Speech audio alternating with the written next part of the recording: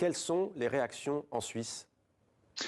Bonsoir Mohamed. Évidemment, il y a de la surprise aujourd'hui en Suisse. Les milieux économiques et politiques s'attendaient à une hausse, mais alors pas du tout de cette ampleur.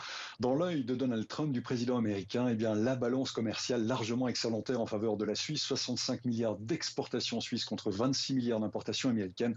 C'est évidemment insupportable pour Donald Trump. Il faut toutefois dire que si l'on compte les services américains vendus en Suisse, à ce moment-là, la balance commerciale, elle, est équilibrée avec ces États-Unis qui sont un partenaire commercial très important. C'est le deuxième partenaire commercial de la Suisse après l'Union européenne. Est-ce que l'on sait, Michel, quel sera l'impact de ces taxes sur l'économie suisse et d'ailleurs quels seront les secteurs les plus touchés?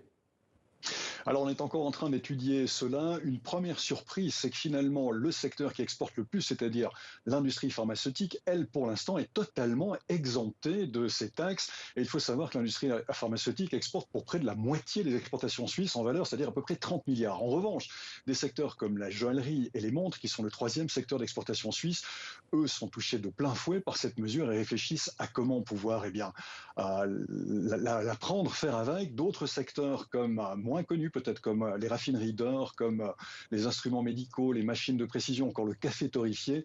Pour eux, cette augmentation est une véritable pilule amère qu'ils vont devoir avaler. Pour autant, les autorités suisses et le milieu économique suisse n'entendent pas riposter, n'entendent pas mettre en place des contre-mesures en taxant également les importations américaines.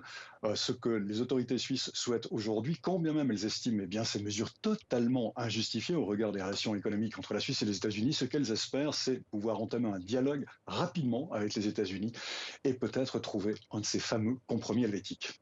Merci beaucoup, Michel Thierroutier, en direct de Suisse.